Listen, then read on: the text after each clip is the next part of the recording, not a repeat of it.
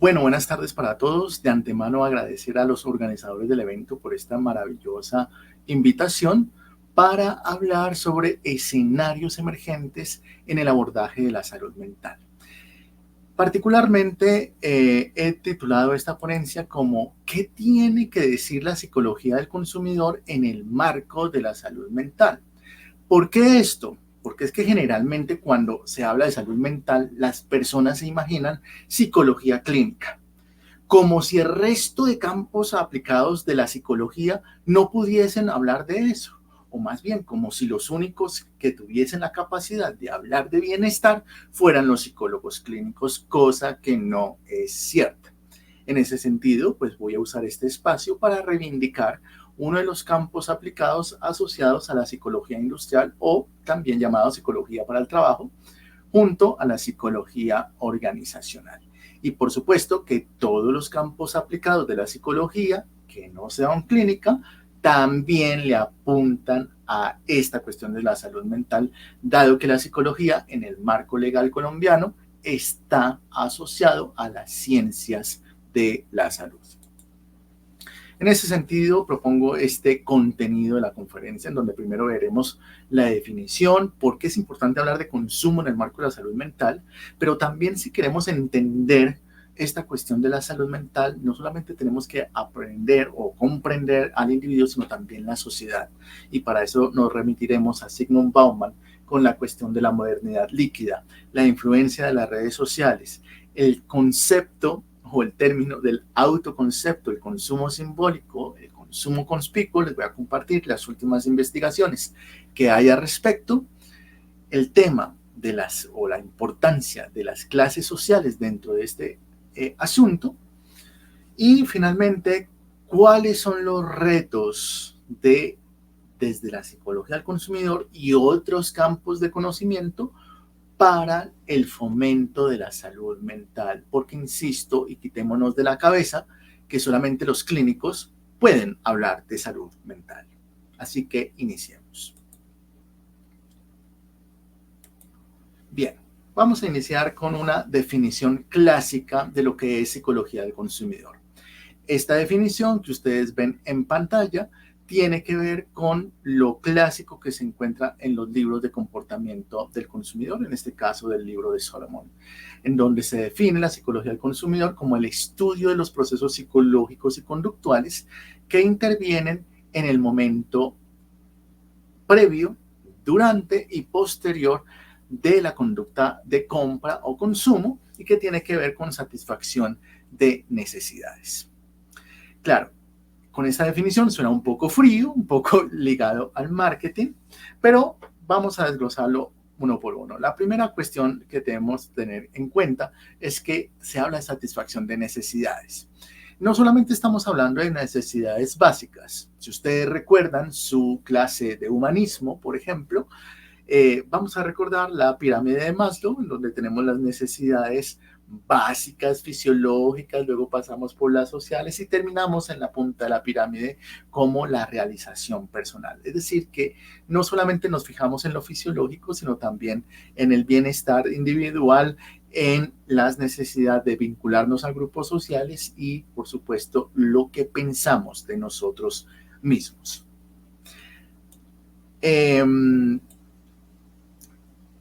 Alguien podría decir que esta cuestión del consumo, en términos de la definición que acabo de dar, solamente está presente en personas que tienen el poder adquisitivo, pero eso es un error.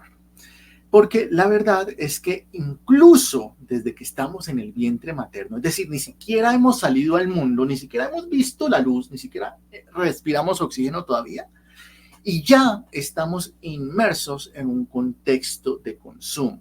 ¿Por qué digo eso? Porque apenas nuestra familia, y sobre todo cuando las personas son esperadas o deseadas, el bebé es deseado, los hábitos de consumo de la familia comienzan a cambiar. Entonces aparece que comienzan a comprar la cuna, que la ropita que va a utilizar el bebé, comienzan a pintar el cuarto. Todos los patrones de consumo comienzan a alterarse y ni siquiera hemos nacido. aparece esta cuestión que les pongo en la primera fotografía, la mujer con los audífonos en su vientre, una cuestión como lo que se conoce como el efecto Mozart, que dicho sea de paso, es pura charlatanería porque no hay ningún estudio serio que demuestre la efectividad del tal efecto Mozart, aunque sea muy popular. Y fíjense ahí la cuestión del marketing. Pero aquí la cuestión también de la psicología del consumidor, como desde la ciencia podemos también educar para decir, espérese, si tú no sabías que el efecto Mozart es charlatanería, pues bueno, aquí te lo estoy diciendo yo, psicólogo del consumidor. Bien, entonces volviendo al tema, la cuestión es que todos somos consumidores, desde nuestra infancia, desde antes de nacer, durante nuestra vida, por supuesto, así no tengamos la plata, pero es que nuestra familia sí que cambia los patrones de consumo por nuestra existencia.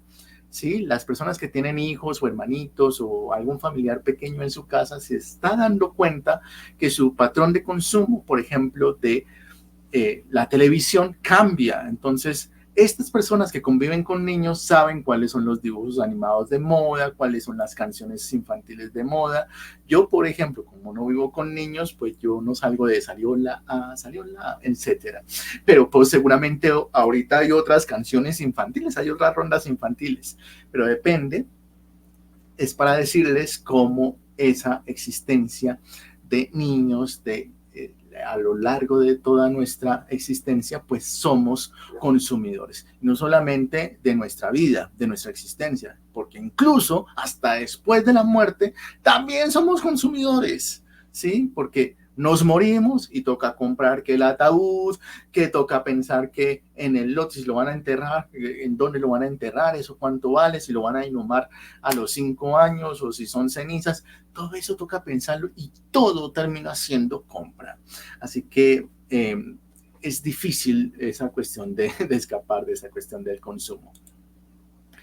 Pero, como les venía diciendo, esa definición anteriormente vista está muy ligada al marketing y justamente las asociaciones que hacen las personas con la psicología del consumidor es que no la separan del marketing. Es como si la psicología, como escuché alguna vez en un congreso, es la psicología que le sirve al diablo, la psicología que le sirve a la venta. Pues no, señores, la psicología del consumidor no tiene ese propósito. Por esa razón me voy a permitir hacer una nueva definición o a socializarles una nueva definición de la psicología del consumidor, dicha por la doctora Maritza Sandoval Escobar, quien es la psicóloga que introdujo este campo aplicado a Colombia.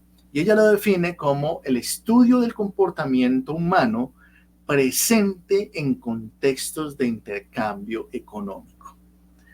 Es una definición más corta, pero esta definición engloba muchísimos más contextos más allá de la compra, más allá de la transacción, porque vamos a tener en cuenta que la economía es esa interacción que tienen los seres humanos con la disponibilidad y la interacción con los recursos, básicamente para satisfacer las necesidades. Y en ese sentido, todos estamos inmersos en contextos de intercambio económico. Por ejemplo, el 29 de octubre los bogotanos vivimos esta cuestión de las votaciones para la alcaldía de Bogotá. Las razones por las cuales las personas votan por quienes votan son absolutamente emocionales. Muy raro es el votante que vota realmente por el programa de gobierno de su candidato. Desgraciadamente, son muy pocos los votantes que hacemos ese tipo de decisiones tan importantes. Pero hay otros factores, ¿no? Emocionales, que incluso las redes sociales tienen muchísimo que ver allí, por supuesto. En ese sentido, ese es un contexto de intercambio económico. Claro, ustedes van a decir, pero es que uno votando, uno no hace ninguna transacción o eso. ¿Cuál es la parte de los recursos ahí? Sí, sí tiene una cuestión de recursos, porque las decisiones políticas que nosotros hacemos sí interfieren en la forma en que se comporta la economía. ¿sí? Si hay inflación o no hay inflación, el aumento del precio del dólar o la disminución del precio del dólar depende de decisiones políticas. Así que sí, eso es intercambio económico, ¿vale? Otra cuestión importante que tiene que ver con economía es, por ejemplo, las sociedades inclusivas. ¿Por qué esto termina siendo importante desde la economía? Porque tiene que ver con el concepto de bienestar. El bienestar no es una cuestión allá de arcoíris y todos lindos cogiéndonos de la mano, sino que el bienestar es un índice económico. A los países desarrollados o en vías de desarrollo se les mide por índices de bienestar, es decir, la capacidad que tienen los habitantes de ese país para suplir sus necesidades básicas sociales y de filiación, como lo estábamos diciendo en la definición anterior. Entonces, los países donde los habitantes pueden suplir todas sus necesidades, esos son los países desarrollados.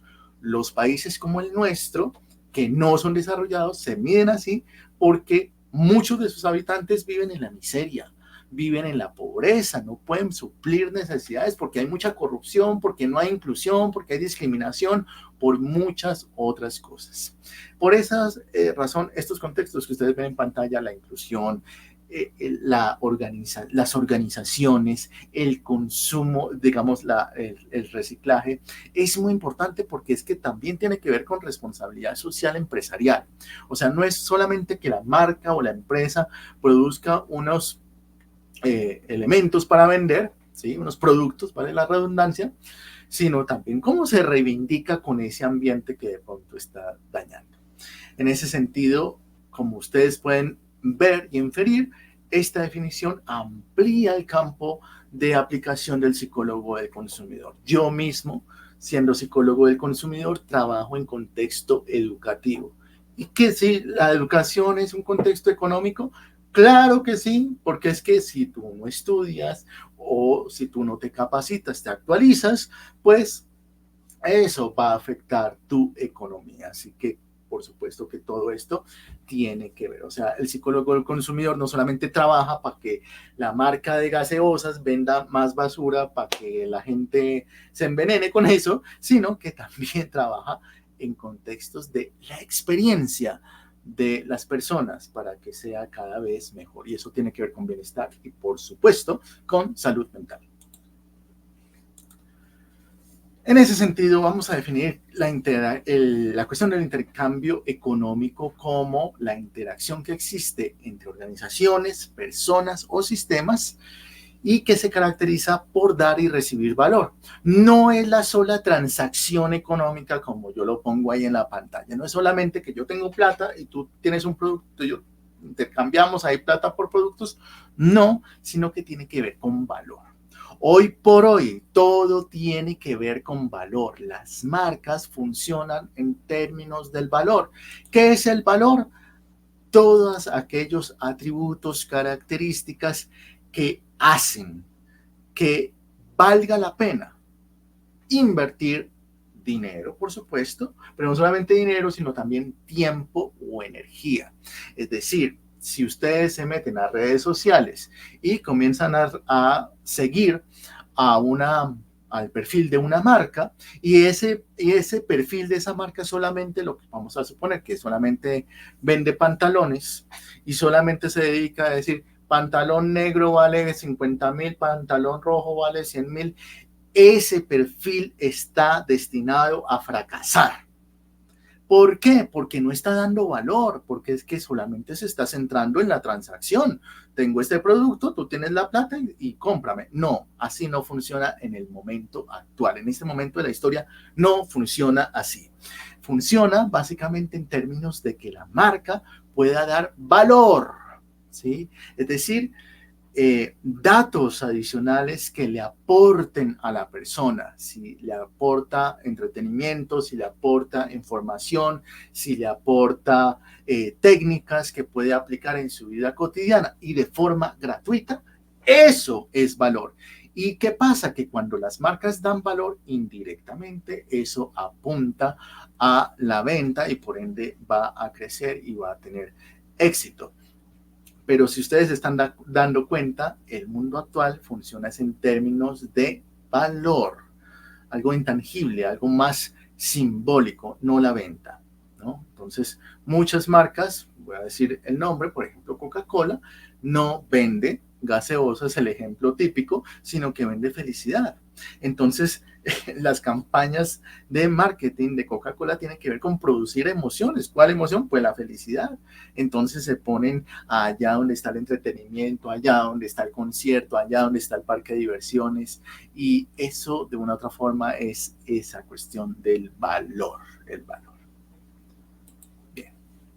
Esta diapositiva que pongo aquí en pantalla muestra otra vez una figura tal cual como está en el libro de Solomon, en donde básicamente hace un paralelo entre lo que le interesa al mercadólogo, que son factores muy específicos que impulsan la venta, versus lo que le importa a un psicólogo del consumidor, que se resume básicamente en términos del antes, durante y después de la compra, en términos de satisfacer necesidades, insisto, no solamente fisiológicas, sino las otras, y preocuparse por la experiencia del consumidor. Eso es lo más importante.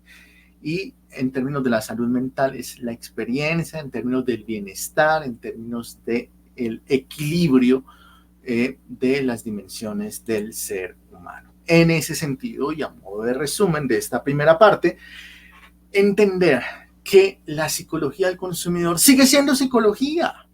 Sí, que uno trabaja de forma interdisciplinar con la gente de marketing, con la gente de publicidad. Sí, por supuesto, pero es psicología. Lo que quiere decir que su fin no es la venta, su fin es el bienestar del consumidor.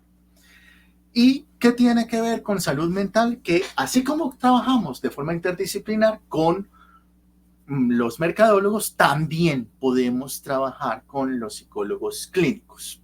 ¿De qué forma? Como lo estaba diciendo ahorita, el bienestar tiene que ver con el equilibrio de las dimensiones del ser humano, y aquí podríamos trabajar en cómo el consumo comienza a afectar áreas de ajuste. Recordemos que las áreas de ajuste, y bueno, yo particularmente me identifico con la perspectiva conductual de la psicología, aunque no desconozco los aportes de los otros enfoques, por eso me están escuchando hablar, por ejemplo, de la pirámide de Maslow y demás. No estoy combinando, pero digamos que metafóricamente nos podría ayudar a entender ciertos conceptos. Entonces, las áreas de ajuste son las dimensiones en las cuales se desenvuelve el ser humano. Decimos que una persona tiene bienestar psicológico, no económico, tiene bienestar psicológico si hay un equilibrio en estas áreas que ustedes ven en pantalla: área social, laboral o académica, personal, familiar o afectivo sexual. Cuando una conducta comienza a alterar o a afectar alguna de estas áreas, podemos hablar de un, entre grandísimas comillas, problema.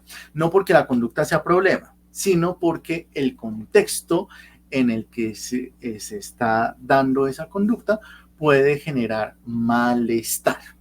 Bien, entonces, ¿cómo se puede unir con psicología clínica? Cuando el consumo comienza a afectar el área personal. Es decir, una persona que, por ejemplo, se siente triste y necesita comprar o tiene ansiedad y necesita comprar para calmarse, pues ahí ya tenemos un problema en el área personal.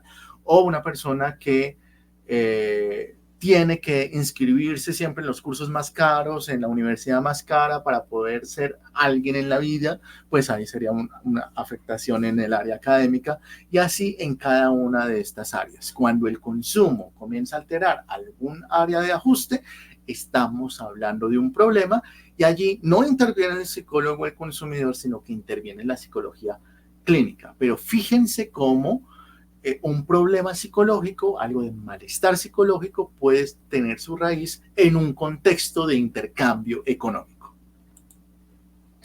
Otra cuestión es que tenemos que tener en cuenta también los psicólogos del consumidor, al igual que los otros campos de la psicología, son las dimensiones demográficas. Entonces tenemos en cuenta, por ejemplo, la edad, porque no es lo mismo las necesidades de una persona que tiene 10 años a una persona que acaba de ingresar a la universidad y tiene 17, a una persona que acaba de egresar de la universidad y tiene, por ejemplo, 23 años, a una persona como yo que tiene 35 y que ya tiene un posgrado, o una persona que tiene 70 años y ya está pensionado. No es lo mismo. Así que entender esas necesidades es clave para dar valor.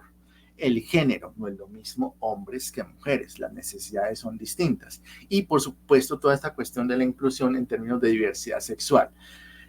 Hoy por hoy hay muchas marcas en nuestro contexto colombiano que, por ejemplo, en el mes de junio, que es el mes del orgullo LGBT, pues ponen la banderita, ¿sí? Algunos dirán que sí, que solamente es una cuestión para vender, pero curiosamente estas pequeñas actuaciones sí tienen un efecto en términos de la inclusión, de cómo se puede educar a la gente para decir, oye, esto no es tan anormal, no es no es anormal, no es una cuestión rara, sino que podemos convivir juntos, ¿no? Independientemente de que seamos diferentes o no. O sea que esta cuestión manda un mensaje poderoso de inclusión. La estructura familiar bueno, y esta cuestión con diversidad sexual no es lo mismo. Las necesidades de la población gay, bisexual, transexual, hetero, etcétera, no es lo mismo, así que eso hay que entenderlo. La estructura familiar no es lo mismo, la familia nuclear, que la persona que vive solo, la persona que vive solo con su perro, etcétera, no es lo mismo. Claro, las clases sociales en términos de los estratos no es lo mismo, aunque estamos en la misma ciudad, las personas que viven en estrato 1, las personas que viven en estrato 6, no es lo mismo. Y finalmente la geografía y la cultura, ¿sí? En una campaña publicitaria que no entienda la cultura, puede ser que una empresa colombiana está vendiendo chaquetas y en Colombia puede decir, utiliza para estos fríos la chaqueta marca X, pero si exporta a México no puede usar la misma campaña publicitaria porque es que resulta que chaqueta en México hace referencia a una conducta sexual, así que cambia absolutamente. Esto es importante para poder hacer esos cambios en el marco de la comunicación. Entonces, por esa razón, digamos que marketing y psicología del consumidor van muy de la mano porque les ayuda a entender estas diferencias. Como les decía, es importante también entender las lógicas de la sociedad.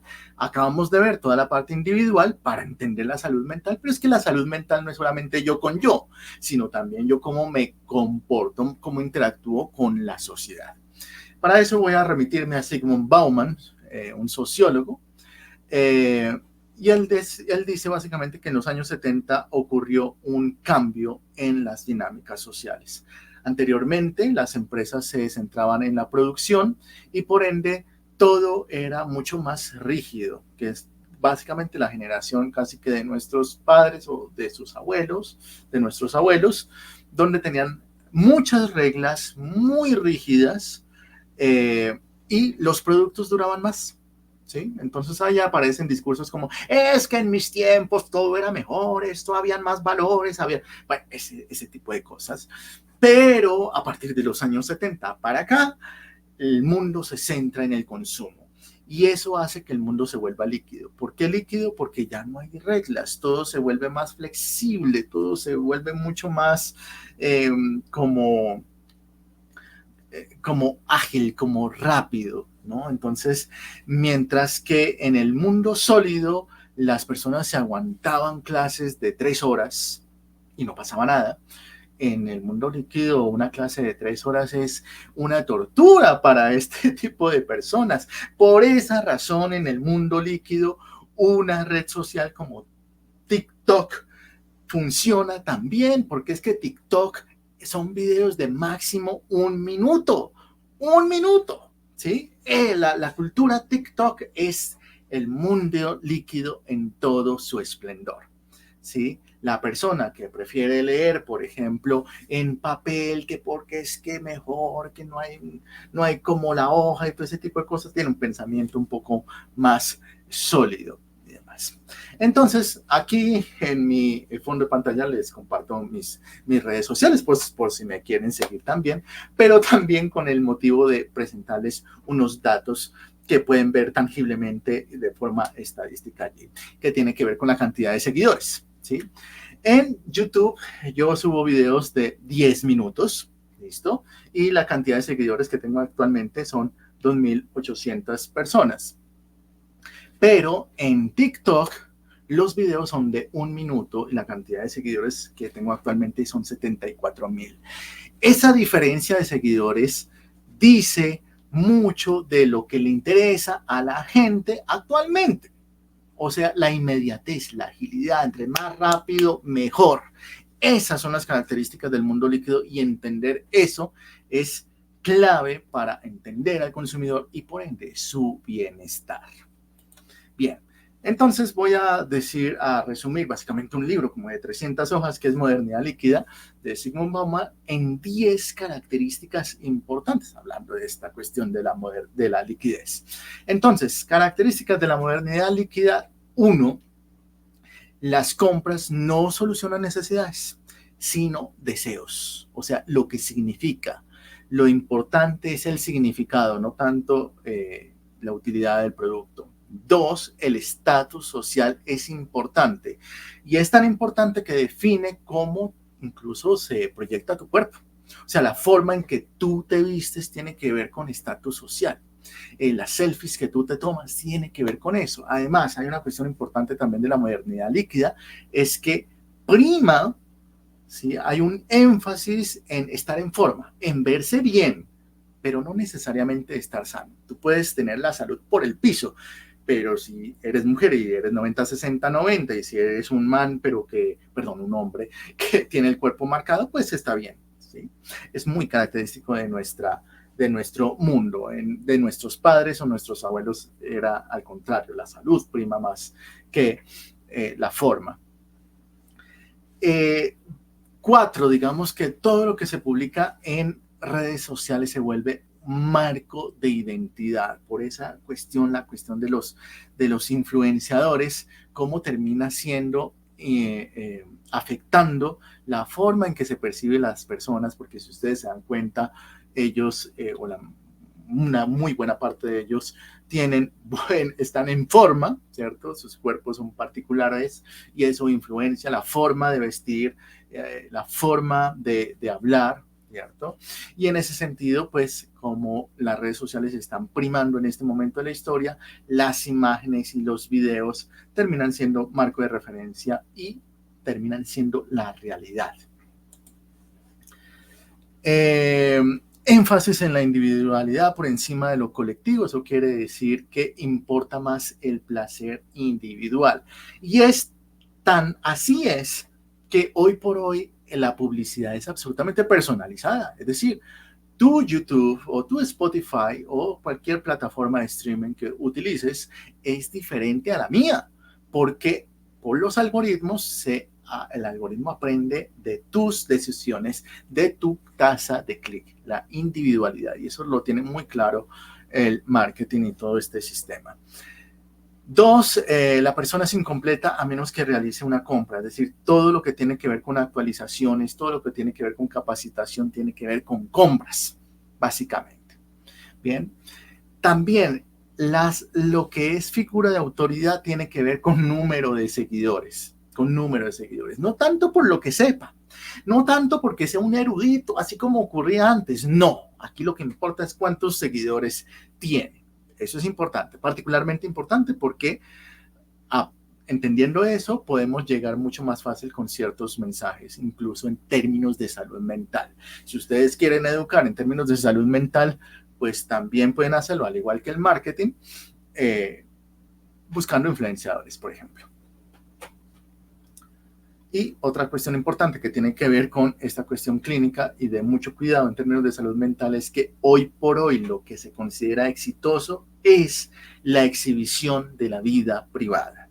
Por esa razón, tanto éxito en programas como La Red y todos esos programas de chismes que hay hoy por hoy, pero además en términos de las redes sociales, fíjense que los en vivos, todos estos influenciadores que muestran su cotidianidad, incluso hablando de forma coloquial como hablaríamos tú y yo en la sala de nuestra casa. Esos son los influenciadores que son absolutamente exitosos, porque en la medida que se comparta la vida privada, pues más éxito va a haber.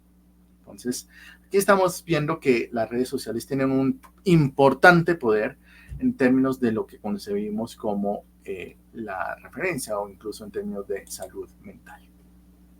Vamos a hablar con este término del autoconcepto, porque todo tiene que ver. El autoconcepto es la percepción, las creencias que tenemos acerca de nuestras propias características, de nuestras actitudes, de nuestros comportamientos, como el rótulo también que nosotros nos damos a nosotros mismos. Pero eso que nosotros nos decimos a nosotros mismos depende de algo que otros nos dijeron a nosotros en el pasado. Es decir, que si nosotros nos definimos como una persona, no sé, inteligente o amargada o lo que sea, es porque en el pasado hubo personas que nos dijeron ese tipo de etiquetas. En ese sentido, toda esta cuestión de lo social resulta sumamente importante. En términos de consumo, las cosas que tú consumes, por ejemplo, de aseo, la crema dental, el jabón que utilizas, la cera que tú utilizas para peinarte o lo que sea, ese tipo de cosas, las cremas que utilizas, posiblemente las utilizas no porque has tenido una experiencia con ellos, por supuesto que sí, pero la razón principal tiene que ver con que en principio lo utilizó tu familia primero. En ese sentido, la familia, todo lo que nos rodea, nuestros amigos, nuestra familia, nuestra pareja, incide en las cosas que nosotros consumimos. En ese sentido, consumimos es por el significado que le damos a los objetos. Hoy por hoy está muy de moda toda esta cuestión, la moda vintage, ¿cierto? Entonces todo lo antiguo termina siendo exitoso, pero puede que sea innecesario para nuestra vida, ay, es que es una edición limitada que, por ejemplo, en el caso de acá de este jabón, que sacaron esta edición de esta caja de hace como 60 años, pues las ventas aumentaron el doble por esa edición limitada. En ese sentido aparece este término que es el consumo simbólico, que es el consumo no por el beneficio utilitario del producto, sino por lo que significa, por esa interpretación simbólica. Pero digamos que ese símbolo tiene que ver con expresar estatus social. Por ejemplo, el grado, que ustedes ya lo vivieron. Muchas personas, si solamente nos importara el conocimiento, razonablemente hablando, pues todo el mundo se graduaría por ventanilla. No habría ningún problema por recibir el diploma por correo electrónico. Pero no, la mayor parte de las personas elegimos el ritual. Entender que para los seres humanos los rituales son importantes es clave dentro de la psicología del consumidor.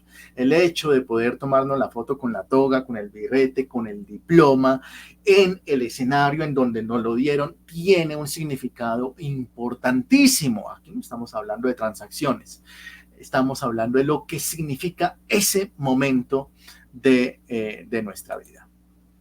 Aquí hay algunos ejemplos de producto simbólico, ¿cierto? Entonces la natilla y los buñuelos significa familia, compromiso en el caso de los anillos, cerveza significa amigos. Y fíjense algo curioso ahorita que acabamos de pasar esta cuestión del Halloween.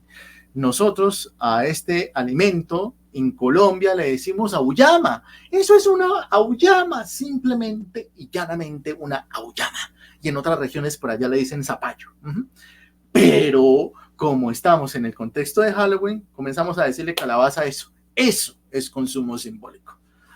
Bien, le cambiamos el nombre. Para nosotros las calabazas son otra cosa, pero pues como es en Halloween, pues a la auyama ahora le comenzamos a decir calabaza. Bien, vamos a pasar a otro tema que es la conducta conspicua. La conducta conspicua es aquella conducta que se hace con el fin de generar reconocimiento social y generar admiración. Por ejemplo, cuando las personas, seguramente ustedes han visto esto en redes sociales, cuando las personas comparten que están haciendo ejercicio. O sea, al resto de los mortales no nos interesa que tú hagas ejercicio, pero tú lo quieres mostrar. Eso es conducta conspicua. ¿Sí? Es decir, mira, yo estoy haciendo ejercicio, estoy teniendo ciertos cuidados y por ende soy un poquito mejor que tú y eso puede pasar de forma inconsciente. Bien, pero esa es la conducta conspicua. Otra que digamos, en términos de conducta no es problemático, pero cuando hablamos de consumo sí se vuelve problemático y ahí es donde podemos trabajar mancomunados con psicología clínica, porque el consumo conspicuo se refiere a la exhibición de un gasto excesivo y a veces innecesario, muchas veces innecesario, de dinero con el fin de obtener reconocimiento social. ¿Sí? Entonces aquí aparece una comunidad de seguidores, aquí concretamente muestro por ejemplo la cuestión del iPhone. Estos consumidores en particular hacen mucho alarde del producto que están consumiendo. Se vuelve problemático porque el propósito es hacer sentir de una u otra manera inferior a la otra persona. ¿Sí? Aquí vemos redes sociales, en las redes sociales incluso influenciadores que se hacen famosos porque tienen solamente ropa, zapatos o accesorios de marca, por ejemplo, la marca que ustedes están viendo allí en pantalla. Y esta cuestión del consumo conspicuo tiene problemas porque aparece esta cuestión de la disonancia cognitiva en el marco de lo que la literatura nos menciona como modelo compensatorio, es decir, que la persona sabe que lo que está comprando de pronto es innecesario, sabe que implica un gasto de dinero que puede utilizar en otras cosas más funcionales, pero se justifica con un discurso que puede ser, bueno, pero es que ya veo la cara que me van a hacer cuando me vean con este producto, con este celular, con esta ropa, con esta cartera o lo que sea. Entonces ahí vamos viendo cómo sí tiene que ver con problemas no solamente bienestar personal, sino que afecta a otros y eso puede ser problemático. Las clases sociales, para entenderlo, porque si estamos hablando de consumo que tiene que ver con gasto de dinero, tenemos que hablar de clases sociales, pero tenemos que hablarlo también en términos de dos cosas. La definición objetiva, que sería el poder adquisitivo y los estratos sociales, tal como los divide el gobierno de 1 a 6, pero también el estatus social o la clase alta, la clase baja también se define por la capacidad de ejercer influencia sobre los demás. Por ejemplo, ahorita que están de moda, bueno, por un escándalo, pero estos influenciadores, los escachaditos, que son básicamente personas de campo, que son campesinas, que socialmente los podríamos clasificar en una clase baja porque son de campo, pues no, ellos no son de clase baja, son de clase alta porque tienen una gran capacidad de influenciar a personas, son influenciadores enormes en redes sociales. Por supuesto, todo esto tiene que ver con el bienestar. Los últimos estudios que se han hecho en psicología del consumidor respecto a este tema han encontrado que las personas de clase alta, sea por poder adquisitivo o por poder de influencia, se caracterizan por tener locus de control interno, es decir, que la capacidad, la responsabilidad de sus propios actos viene desde adentro, mientras que las personas de clase baja tienden a tener locus de control externo, o sea, siempre la culpa es de otros, siempre, no, es culpa del gobierno, es culpa del profesor, es culpa de la universidad, culpa de todos, menos de mí. Esa es la característica, incluso la diferencia entre un emprendedor y una persona que digamos, no tiene, digamos, éxito en términos económicos. Aquí algunas implicaciones que se pueden ver en términos del autoconcepto y básicamente ese resumen de lo que he estado diciendo, cómo las redes sociales inciden en nuestra propia identidad, que sería la cuestión de la autodiscrepancia, la autocongruencia, es cómo buscamos productos que se adecúan a nuestra imagen, ¿sí?